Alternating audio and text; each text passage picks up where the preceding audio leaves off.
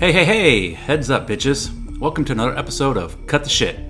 I am Christian Tucker, giving you just another idiot's view of the world. I will be ranting and raving about this week's crap that has caught my attention for its stupidity or its uniqueness or its newsworthiness, or at least what I deem newsworthy anyways. As always, don't forget to catch us on the web at www.cuttheshitalready.com. There you will find links to hit to subscribe to our podcast. Also, you'll find a link to Twitter. Our Twitter handle is at PLZ Cut the Shit, as well as Facebook.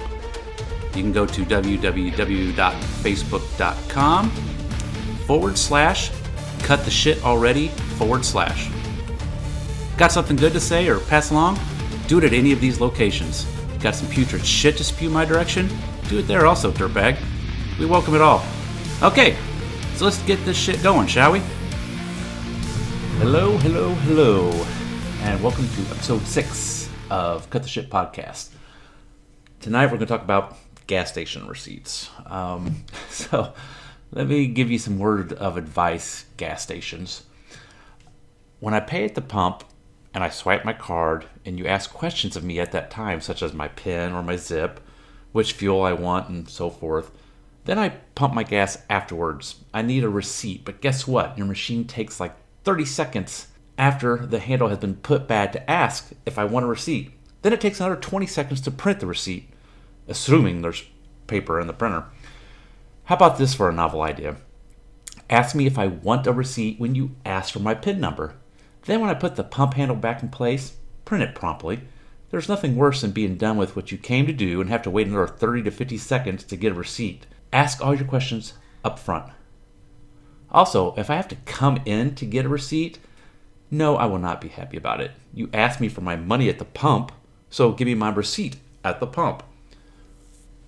Also, if I have to come in to get a receipt, no, I won't be happy about it. You asked for my money.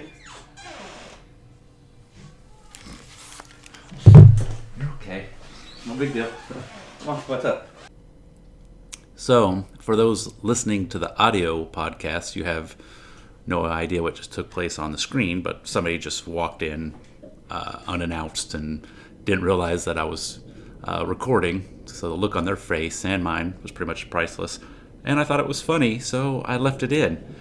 But I had to go back and record this little explanation, if you will, so that you would know when you're listening to the audio podcast what just happened. So that's what happened. And for those that are watching the video, you get to see me in the middle of editing the video. A rare treat. Take 3. Also, if I have to come in to get a receipt, no, I will not be happy about it. You asked me for my money at the pump. Give me a receipt at the pump. I got somebody on my right side looking at me. It's making me feel weird. Let's move on. So, when I come in to ask for a receipt, don't act like I'm putting you out. I will lose my shit on you. Guaranteed. Paying at the pump makes my life easier and ensures you don't have drive-offs.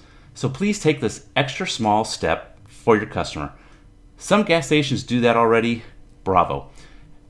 And guess what? I go to them religiously. To those others, they lost my business, and to them I say, cut the shit. Other public nuisances. Old people and manners. You're probably thinking, what do I have against old people and manners? Well, when I was younger, it was instilled in me to respect my elders. Also, it was instilled in me to have manners and treat ladies like ladies. I remember older people bitching about the kids of today have no respect and no manners, a bunch of unruly heathens and yada yada yada. So I grew up more sensitive to making sure I was polite and courteous to older folks and ladies. I'm better for it too, no doubt. I get complimented or commented on my manners quite often. What I cannot stand, though, is for anyone to not acknowledge those manners when they are directed at them. What do I mean? The biggest one, holding a door open for someone. Most people you hold a door for thank you, and they are sincere in giving you that thanks.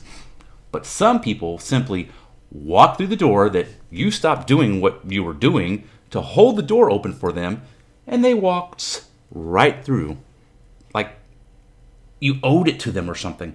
Not a glance at you, not a nod, not a thank you, not a fucking thing. It's like you didn't even exist. You were a ghost holding the door open for them.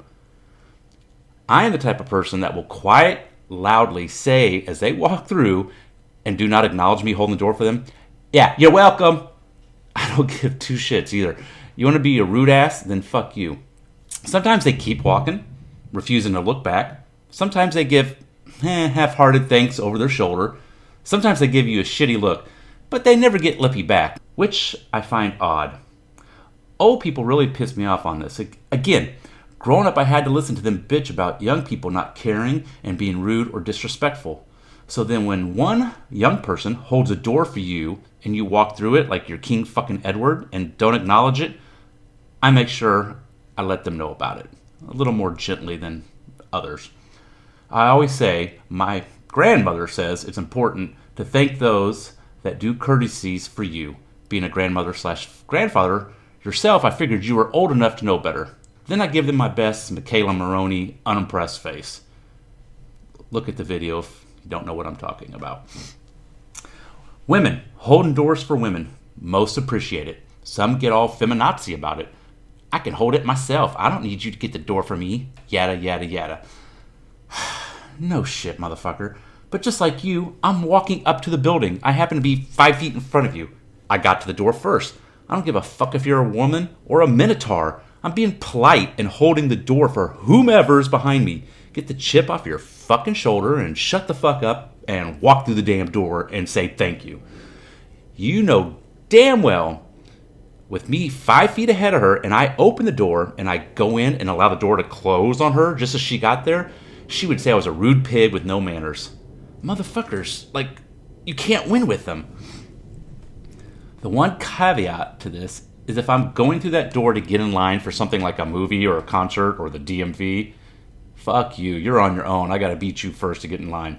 So if you have a problem with a man being polite and using manners that his mama taught him, you really need a reality check. Cut the shit. Speaking of manners and public bullshit, people in theaters putting feet up on the chairs. Let's discuss some more irritating crap here, okay? Movie theaters have become such a hassle. Stupid teenagers acting like fools, being loud at all times to the movie, kicking your chair and such, and all big annoyances, right? But the worst is when people put their feet up on the chair in front of them. What the fuck's wrong with you? You know you don't do that at your house, or your mom's house, or your friend's house. I know you know better and that it's rude, but you still fucking do it. Feeling a little bit entitled, are you? If you sit in my row or in front of me or behind me and you do that shit, I will call you out. I don't care when you say, "Oh, there's no one sitting in that chair anyway." Who gives a fuck? You don't do it. Act like you have a little class.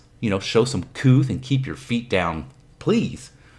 If you're young and with a big group of friends, just know automatically everyone in the theater despises you the moment you walk in and wishes you were not there. For they know you and your asshat buddies are going to ruin the movie for them, without a doubt. Why don't you shock them for once and act like a civilized human being for once and keep your fucking mouth shut during the movie. Talk all you want up until then, but once it starts, shush. Another thing, a packed theater. I know if a movie is brand new that the theater might be packed, so I go 45 minutes early. I wait in line. I pick out the best seat available for me and my date, normally 3/4 of the way up, smack dab in the middle. Then the theater starts to get full, then the lights go down and the trailer begins to play. That's when there's always some dumbasses who come in late and try finding 2 to 4 seats together. They always come to my row for some reason. They see there's 2 random seats open in the whole entire length of the row. They then have the balls to ask me, "Excuse me, could you guys scoot down so we can get in and sit down on this row?" And as always, I say, "Hell no! I got here 45 minutes early to get these seats, and you walk right in and ask me to give it up to you to accommodate your Johnny-come-lately ass? Not a chance in hell." Sometimes they move on. Sometimes they argue a little bit. Sometimes they go get the manager. And when that's happened, I tell him the same fucking thing. Guess what? He doesn't make us move, and these asshats have to rely on someone else accommodating them or sitting separately. By the way, When I do say that out loud, most audiences that are in the theater with us begin to clap or cheer. So know that everyone hates your dumbass when you do shit like that. If you can't get to the movie theater early, that's understandable. Not everyone can. But then don't ask people to accommodate you. Quietly, go find a seat. Sit down, shut up. So yeah, to you assholes out there, cut the shit. And I just went to see Jumanji on a Tuesday. It was like a 3:15 in the afternoon show, 3 to 4 weeks after it was released.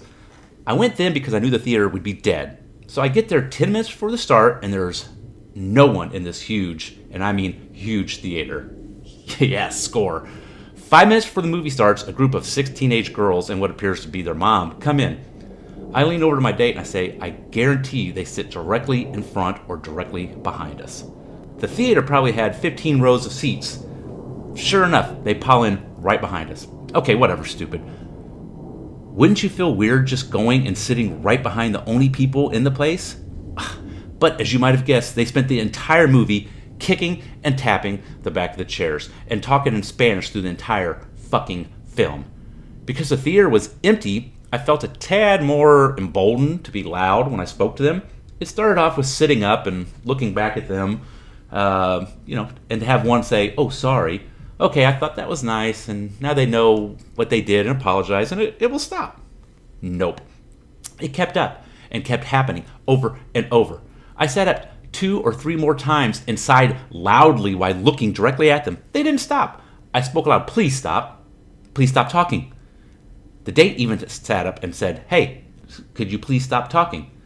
They didn't.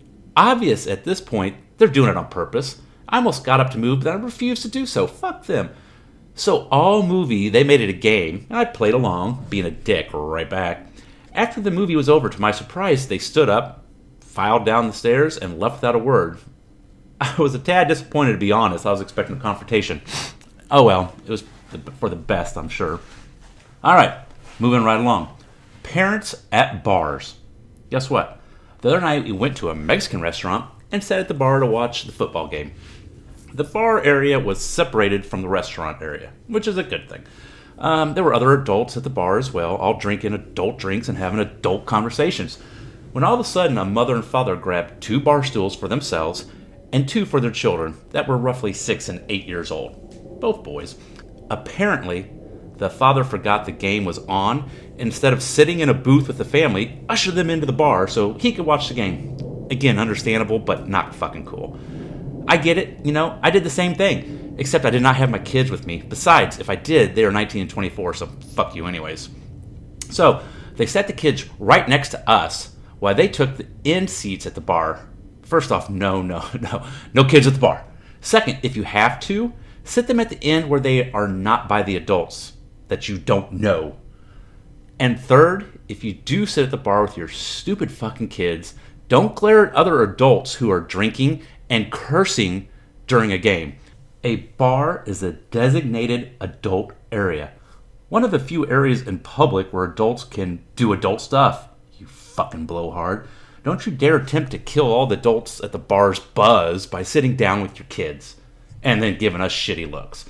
So now every time I yell, fuck, or damn it no, or somebody else does at the TV screen like any other rational adult would do when their team fucks up, I have to immediately feel bad about it and look sheepishly at your kids with an I'm sorry look as I'm drinking another rum and coke?